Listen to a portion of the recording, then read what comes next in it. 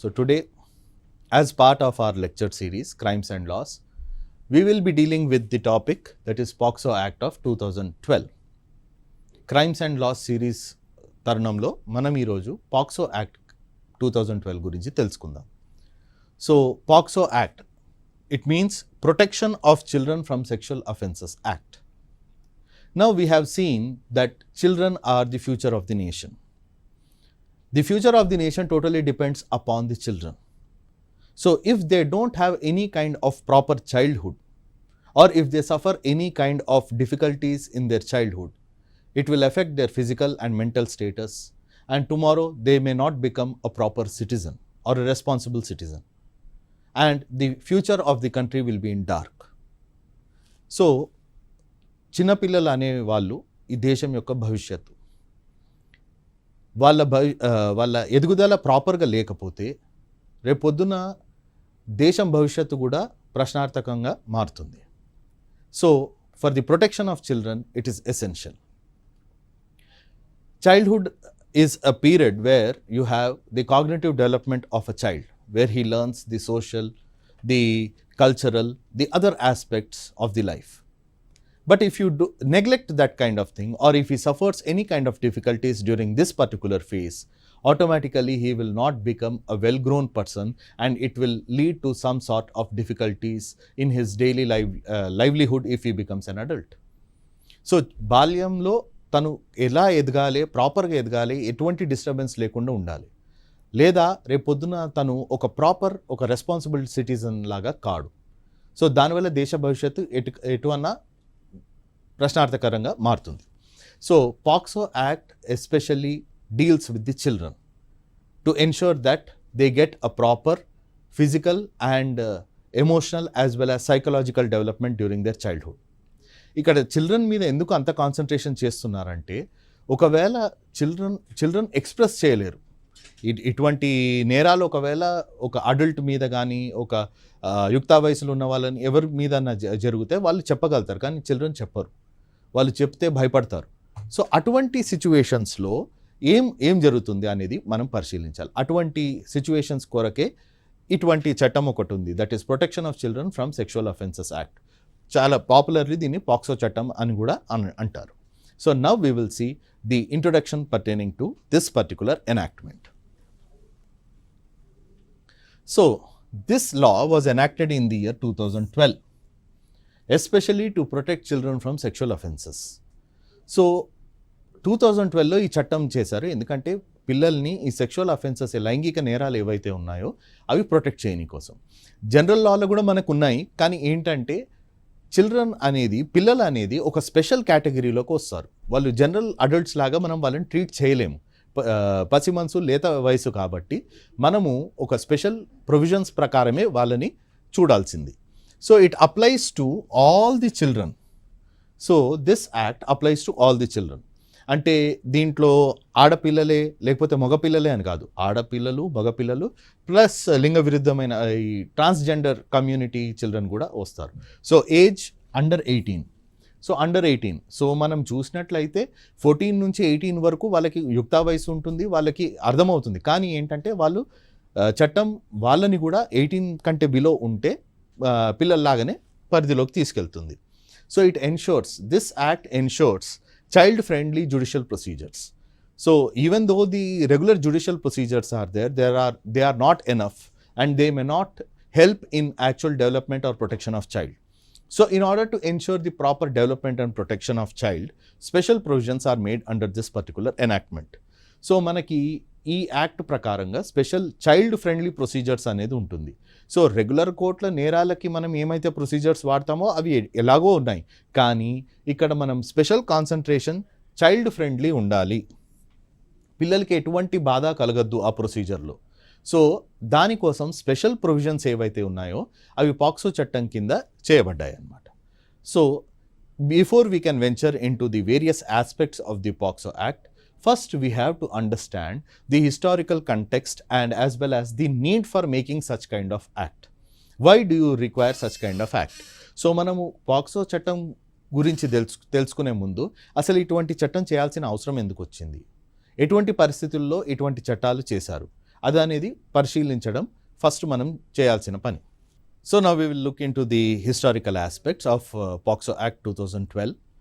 So first is prior to 2012 there was lack of child protection law in India. So in the cases involving the children, the general provisions of Indian Penal Code 1860 was applicable. But however, seeing the requirement of the child, that is the specialized requirement that there should be child specific laws, it was found unsuitable. So 2012 ముందు పిల్లలు సంబంధించిన నేరాలు ఉన్నా కానీ Indian penal code ప్రకారమే చూసేవాళ్ళు. కానీ ఇక్కడ స్పెషల్ టార్గెట్ గ్రూప్ అనేది చిల్డ్రన్ ఉన్నారు కాబట్టి వాళ్ళకి స్పెషల్ ప్రొవిజన్స్ కావాలి. అటువంటి ప్రొవిజన్స్ ఇండియన్ పీనల్ కోడ్లో లేని తరుణంలో ఇటువంటి చట్టం చేయాల్సి వచ్చింది. Next one is no gender neutral provisions. So మనం చూసినట్లయితే 1860 ఇండియన్ పీనల్ కోడ్ ఏదైతే ఉందో 1860 Indian penal code gender neutral law అనేది లేదు. రేప్ చట్టాలు ఉండే ఎక్కడైతే బాధితురాలు ఎప్పుడూ ఒక ఫీమేలే ఉండాలి అని ఉండేది. సో బాధితురాలు బదులు బాధితుడు ఉంటే లేకపోతే ట్రాన్స్జెండర్ కమ్యూనిటీ ఉంటే వాళ్ళని అంతా కవర్ చేసేది లేకుండే ఐపీసీ కింద. సో దానికోసం స్పెషల్గా జెండర్ న్యూట్రల్ లా అనేది ఒకటి అవసరం పడింది కాబట్టి పాక్సో చట్టం 2012ని చేశారు. Next increase in child abuse cases. So child abuse cases ఎక్కడైతే మన వేధింపులు పిల్లల పట్ల పెరిగాయో దానికి సంబంధించి చట్టాలు మనకు ఉన్నాయా అంటే ఇండియన్ పీనల్ కోడ్ ఒకటి ఉంది, అది హైలీ ఇన్సఫిషియంట్. 1860లో చేసిన ఇండియన్ పీనల్ కోడ్ కాబట్టి చాలా డిఫికల్టీస్ అనేది ఫేస్ చేశారు. సో అడల్ట్స్కి యూజ్ చేసిన సేమ్ స్టైల్లో చిన్నపిల్లలకి యూజ్ చేయాలంటే అక్కడ కష్టమవుతుంది, ప్రొసీజర్స్ చాలా డిఫికల్ట్ ఉన్నాయి, అడల్ట్సే తట్టుకోలేని ప్రొసీజర్స్ చిన్నపిల్లలు ఏం తట్టుకుంటారు? That was the question. So next one is law commission and NGOs. మన NGOs, non governmental organisations and law commission కూడా చాలాసార్లు చెప్పిందంటే చిల్డ్రన్ రిలేటెడ్ సెక్షువల్ అఫెన్సెస్ ఉన్నప్పుడు దానికోసం స్పెషల్ ప్రొవిజన్స్ అనేది, కొంచెం strict punishments at the same time special procedures అనేది ఉండాలి. దానికోసం ఇటువంటి చట్టం చేయాల్సి వచ్చింది. Women and child development ministry, the ministry of women and child development government of ఇండియాలో ఒక స్పెసిఫిక్ మినిస్ట్రీ ఉంది. వాళ్ళు ఒక డ్రాఫ్ట్ గైడ్ లైన్స్ ప్రిపేర్ చేసేసి మన పాక్సో చట్టం దీని ప్రకారం ఉంటే మన ప్రెజెంట్ డే నీడ్స్ కోసం అది సూట్ అవుతుంది, పిల్లల సంరక్షణ కొరకు దాన్ని మనం యూజ్ చేయొచ్చు అని ఉంది. Next one is IPC. మనం ఆల్రెడీ చూసినట్లయితే ఇండియన్ పీనల్ కోడ్ ప్రొవిజన్స్ అనేవి చాలా తక్కువ ఉండేవి అండ్ అక్కడ డెఫినేషన్స్ కూడా మనకి చాలా రెస్ట్రిక్టివ్ డెఫినేషన్స్ అనేవి ఉండేది.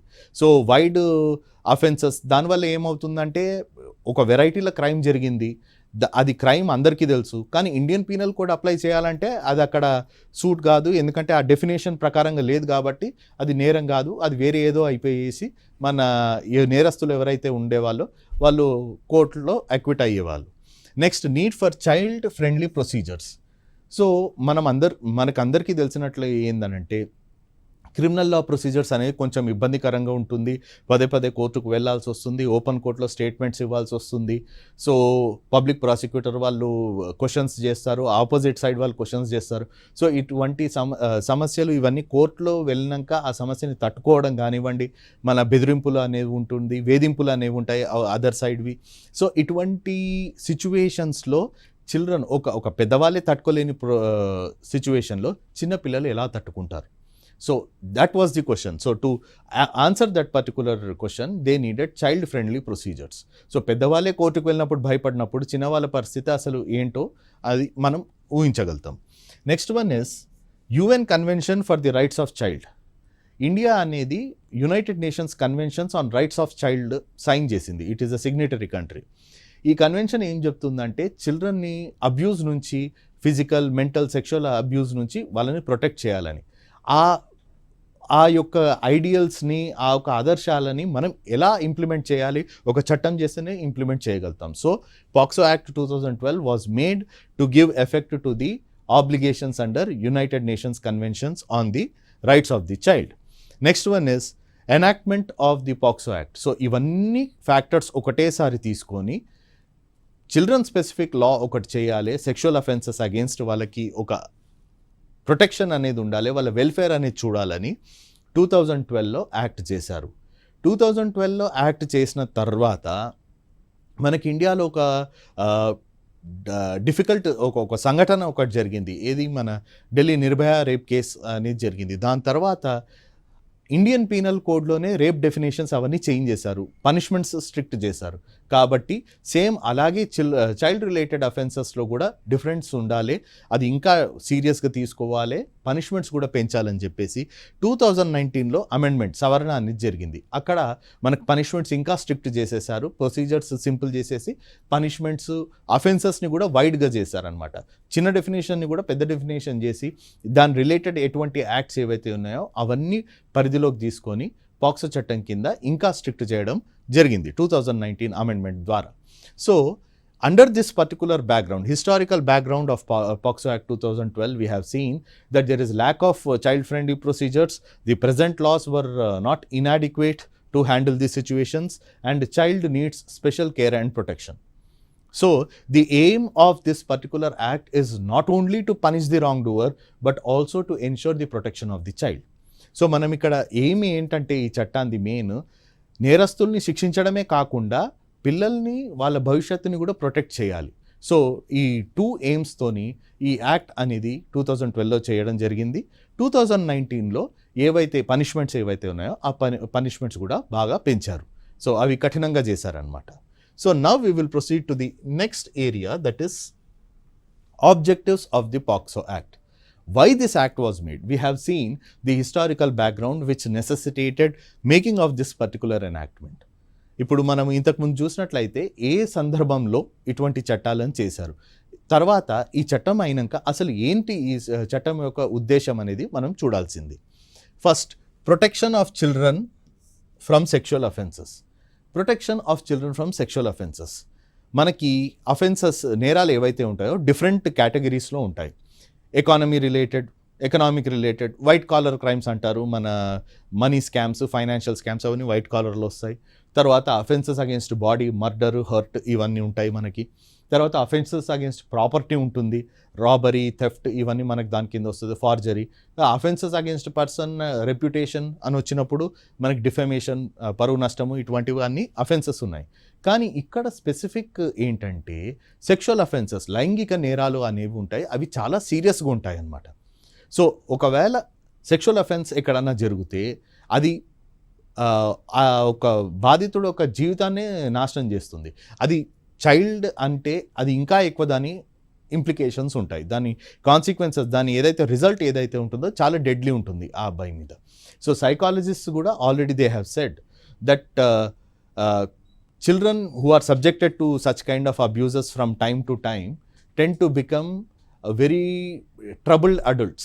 వాళ్ళు కూడా రేపొద్దున నేరస్తులు అయ్యే ఛాన్సెస్ కూడా ఉంటాయి. So to protect the children, the first and foremost aim is to protect the children. Next one is to ensure justice for the child victims. To ensure justice for the child victims. Procedure పెద్దగుంది, నేరస్తులు బయటికి వెళ్ళిపోవాలి, ఆ procedure దాంట్లో దాక్కొని, so అటువంటిది అనేది ఉండద్దు. Justice, న్యాయం అనేది చేయాలి. న్యాయం అంటే వాడిని శిక్షించడమే కాదు, తనకి కూడా జరిగిన ఏదైతే తప్పు ఉందో మళ్ళా జరగకుండా అట్ ది సేమ్ టైం ఆయనకి కంపన్సేషన్, ఆయనకి ఎటువంటి కంపన్సేషన్ అనేది దొరకాలి. సో దానికోసం అనేది to ensure justice for the child victims, this act has been enacted. Next one is to establish child friendly procedures.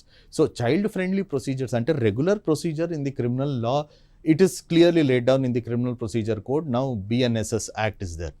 So but when it comes to this child offenses, you should have a special child friendly procedures. So child friendly procedure ante akkada complaint చేయడం వేరే, అది ఒక part of the problem. అయితే next problem ఆ procedure ఎలా ఉంటుంది. ఆ ప్రొసీజర్లో నేరము రుజువు కావాలంటే కోర్టు ముందు సాక్ష్యాలు కావాలి, స్టేట్మెంట్స్ చెప్పాలి. ఇటువంటి సిచ్యువేషన్లో పెద్దవాళ్ళకే ఇబ్బందిగా ఉన్న ప్రొసీజరు చిన్నవాళ్ళకి చాలా కష్టంగా ఉంటుంది కాబట్టి, ఇబ్బందికరంగా ఉంటుంది కాబట్టి వాళ్ళ చైల్డ్ ఫ్రెండ్లీ ప్రొసీజర్స్ అనేది ఉండాలి. ఎక్కడైతే వాళ్ళు ఫ్రీగా వచ్చి వాళ్ళకి జరిగిన తప్పు ఏదైతే ఉందో, వాళ్ళ బాధ ఏదో కోర్టు ముందు క్లియర్గా చెప్పగలగాలి. So that is the establishment of child friendly procedures. Next one is to spread the legal awareness. ఇవన్నిటికంటే ముందు చైల్డ్ అఫెన్సెస్ అనేది ఏంటి, చైల్డ్ సెక్షువల్ అఫెన్సెస్ అనేవి ఏంటి, అవి క్లియర్గా పబ్లిక్కి తెలవాలి. ఎందుకంటే ఇది ఈ అఫెన్సెస్ కానివ్వండి, పాక్సో చట్టం కింద కానివ్వండి, మనం ఏవైతే చూస్తున్నామో అందరూ అనుకోవచ్చు, మనకెందుకు చెప్తున్నారు, మనం ఇటువంటి యాక్టివిటీస్ చేస్తలేము కదా, మనకు అవసరం లేదు, మనం తెలుసుకోవాల్సిన అవసరం లేదని చాలామంది అనొచ్చు. కానీ this is not the situation. ఇటువంటి చట్టం పట్ల మనకి అవగాహన ఎందుకు ఉండాలంటే, రేపొద్దున ఇటువంటి నేరాలు పిల్లల మీద జరిగితే మనం చెప్పే రెస్పాన్సిబిలిటీ ఒకటి ఉంటుంది. మనకి వాళ్ళు చెప్పలేరు, కానీ మనకు తెలవాలి అది ఎటువంటి behaviour, what they have suffered, ఎలా వాళ్ళకి అన్యాయం జరిగింది అనేది మనకు తెలవాలి. మన అవగాహన మనకు ఉంటేనే మనం ఇతరులకి అవేర్నెస్ క్రియేట్ చేయగలుగుతాం. So therefore the spreading of legal awareness is one of the thing. ఎందుకంటే మనం చూస్తాం ఇక్కడ చాలా మటుకు కొన్ని యాక్టివిటీస్ ఎలా ఉంటాయంటే మనం రొటీన్గా తీసేసుకుంటాం. చాలామంది లైట్గా తీసుకుంటారు, రొటీన్గా తీసుకుంటారు, ఇది కామన్, ఇది సహజము ఇవన్నీ అంటారు. కానీ that amounts to sexual offences అని ఎంతమందికి తెలుసు ఆ బిహేవియర్. సమ్టైమ్స్ ఇటువంటి అఫెన్సెస్ చేసిన వాళ్ళు చాలా కేసెస్లో ఫ్యామిలీకి తెలిసిన వాళ్ళే ఉంటారు, ఫ్యామిలీ చుట్టాలే ఉంటారు, ఒకటే ఇంట్లోనే ఉన్న వాళ్ళు ఉంటారు. కానీ అటువంటి సిచ్యువేషన్లో మనం ఏదో వాళ్ళు సరదాగా ఉన్నారు అని మనం అనుకుంటాం. కానీ ఇక్కడ చూస్తే చట్ట ప్రకారం అది నేరం. చిన్నపిల్లలు బయటికి చెప్పుకోలేరు. ఆ చెప్పుకోలేని తరుణంలో వాళ్ళు ఏం చేస్తారంటే వాళ్ళనే ఆ బాధని పెట్టుకొని రేపొద్దున వాళ్ళ డెవలప్మెంట్ ప్రాపర్గా కాదు, వాళ్ళకి ఫిజికల్ ప్రాబ్లమ్స్ కానీ మెంటల్ ప్రాబ్లమ్స్ కానీ ఏర్పడతాయి. So one of the object of this particular enactment is to spread the legal awareness. మనకి దాని పట్ల అవగాహన ఉంటేనే మనం ఇటువంటి అఫెన్సెస్ కాకుండా ఆపగలుగుతాం. So moving on with the next aspect of this particular enactment, we will see the key definitions. Whenever we are speaking about any particular enactment and all, we should know what are the key definitions.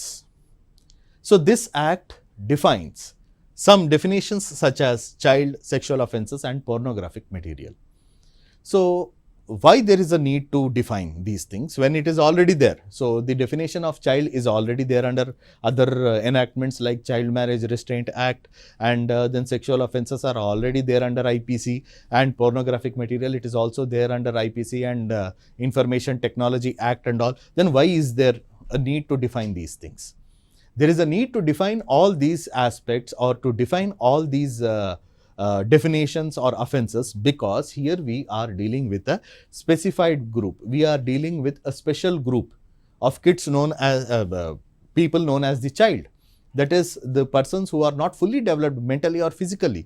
So here it becomes essential. So here this act is there to protect the victims also, to ensure child friendly procedures. So you should know who is a child.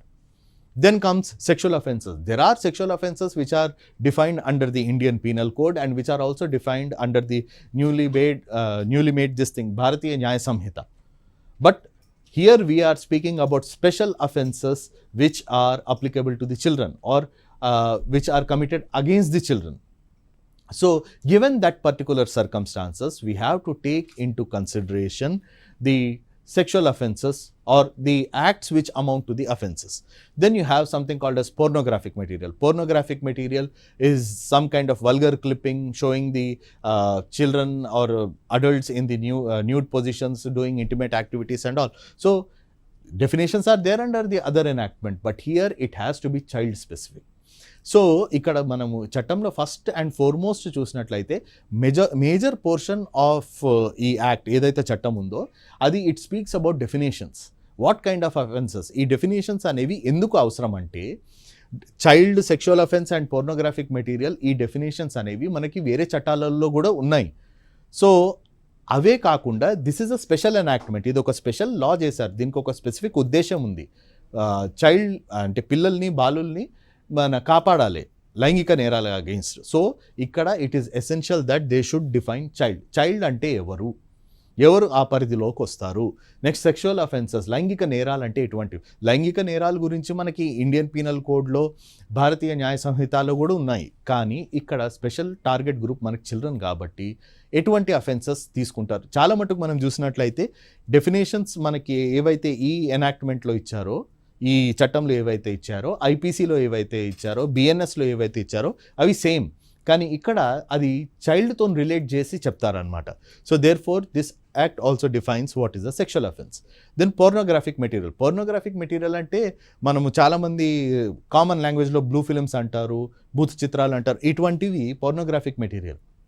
IT చట్టాలు ఉన్నాయి, వేరే చట్టాలు ఉన్నాయి, so దాంట్లో కూడా cover చేస్తారు. కానీ ఇక్కడ చైల్డ్ రిలేటెడ్, అది చైల్డ్తోని ఎలా కనెక్షన్ ఏర్పడుతుంది, చైల్డ్ సంబంధించిన మెటీరియల్ ఉంటే ఎలా హ్యాండిల్ చేయాలో అది అనేది పాక్సో చట్టంలో ఉంటుంది.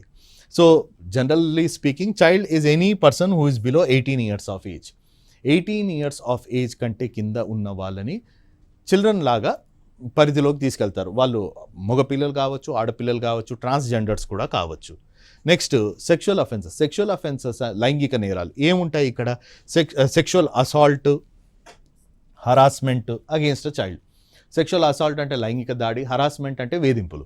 సో ఇవి ఎలా ఉంటాయి? దాంట్లో ఎన్ని వెరైటీస్ ఉంటాయి. సో బేసికలీ ఈ యాక్ట్ ఏం చెప్తుందంటే బేసిక్ లెవెల్ ఆఫ్ అఫెన్స్ ఏదైతే, బేసిక్ లెవెల్ నేరాలు ఏవైతే ఉన్నాయో అవి చెప్తుంది. తర్వాత దాని అగ్రవేటెడ్ ఫామ్ ఏదైతే ఉంటుందో దాన్ని విజృంభించకపోయి అది ఇంకా నెక్స్ట్ లెవెల్లో జరిగినప్పుడు అది ఏముంటుంది. సో అఫెన్సెస్లో కూడా మనకి గ్రేడ్స్ ఉంటాయి అన్నమాట.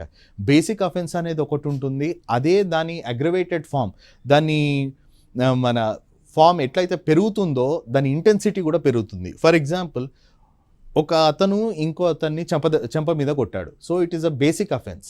సో చెంప మీదనే కొట్టకుండా ఆయన బొక్కలు ఇరగొట్టేసి రేపొద్దున ఆయన చంపనికే వెళ్ళాడు అనుకోండి. So the offence becomes aggravated. దాని లెవెల్ అనేది ఇంటెన్సిటీ, సివియారిటీ అనేది పెరుగుతుంది. సో ఇక్కడ బేసికలీ సెక్షువల్ అసాల్ట్ అంటే ఏంటి, సెక్షువల్ హరాస్మెంట్ అంటే ఏంటి అగేన్స్ట్ అ చైల్డ్ అనేది బేసిక్గా డిఫైన్ చేస్తారు. At the same time next లెవెల్లో ఎలా వెళ్తుంది, నెక్స్ట్ లెవెల్కి వెళ్ళినప్పుడు ఎలా ఉంటుంది అనేది అది కూడా డిస్క్రిప్షన్ ఇస్తుంది. Next pornographic material, sexual depiction of a child.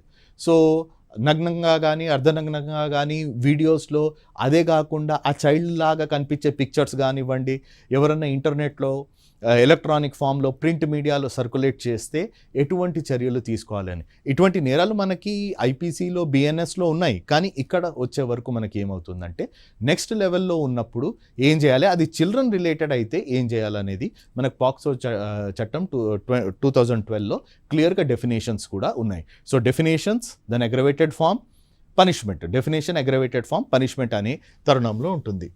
Now we will see key definition. First of the key definition is child. Who is a child? As I told you earlier, any person below 18 years of age will be treated as a child. It doesn't, it is not relevant if he is a male child or a female child or a transgender child. So this is the most widest aspect of the act. So ikkada emante 18 years కంటే చిన్నగా ఉన్న వాళ్ళు ఎవరైతే ఉన్నారో below 18 years వాళ్ళని child కింద తీసుకుంటారు, పిల్లల కింద తీసుకుంటారు. సో ఇక్కడ ఆడపిల్లనా, మగపిల్లోడా, లేకపోతే ట్రాన్స్జెండరా అనేది డిఫరెన్స్ లేదు. So it applies to all the three. Child means boy, girl or even a transgender child. Earlier మనకి ఇండియన్ పీనల్ కోడ్ ఉండేది. సో ఇండియన్ పీనల్ కోడ్ అనేది it applied only to the girls when it comes to the sexual offences. So వాళ్ళనే victims లాగా చూసేవాళ్ళు, boys అనేది victims చూసే వాళ్ళు కాదు. ట్రాన్స్జెండర్ గురించి ప్రస్తావన కూడా లేదు. So this act is a wide enactment. ఇది వైడ్గా కవర్ చేస్తుంది ఎవరిని, చిన్నపిల్లల్ని, అది ఆడపిల్లలు కానివ్వండి, మగపిల్లలు కానివ్వండి, ట్రాన్స్జెండర్స్ కానివ్వండి. సో జెండర్ న్యూట్రల్ డెఫినేషన్ అనేది ఫస్ట్ టైం పాక్సో యాక్ట్ కింద తీసుకొచ్చారు. సో చైల్డ్ అంటే ఎవరైనా 18 years కంటే తక్కువ ఉంటే వాళ్ళని చైల్డ్ దాంట్లోనే చూస్తారు. ఒకసారి 18 years క్రాస్ అయిపోతే జనరల్ క్రిమినల్ లాస్ మనకి బిఎన్ఎస్లో ఏవైతే ఉన్నాయో ఆ చట్టాల ప్రకారం చూస్తారు. కానీ 18 or బిలో ఉంటే మనకి పాక్సో చట్టం వర్తిస్తుంది. So now we have seen the basic foundations, the historical background of the POCSO act. So since there was no protection, special protection given to child, now they have made a specific enactment which speaks about child and the protection of child. So the aim of this particular enactment is not only to punish the wrongdoer but also to provide justice to the child, to protect the child, to create legal awareness. మనం ఇప్పుడు చూసినట్లయితే historical background అనేది చూసాం, ఎటువంటి పరిస్థితుల్లో POCSO చట్టం అనేది వచ్చింది. సో ఇక్కడ మనకి మన నేరస్తుల్ని శిక్షించడమే కాకుండా పిల్లల్ని కూడా వాళ్ళని ఎలా సంరక్షించాలి, వాళ్ళని ఎలా లీగల్ అవేర్నెస్, అవగాహన ఎలా మనం స్ప్రెడ్ చేయాలి, అటువంటి ఆస్పెక్ట్స్ అనేవి పాక్సో చట్టం 2012లో అది మనకు కవర్ అవుతుంది. కాబట్టి మనం ఇక్కడ చూసినట్లయితే చిల్డ్రన్ జనరల్ న్యూట్రల్ అనేది ఫస్ట్ పాజిటివ్ స్టెప్ అనమాట.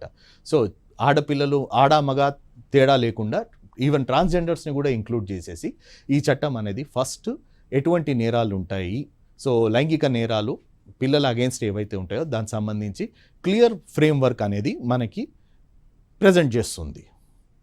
So we will conclude now, and in the next series we will be speaking about the other aspects of the POCSO Act.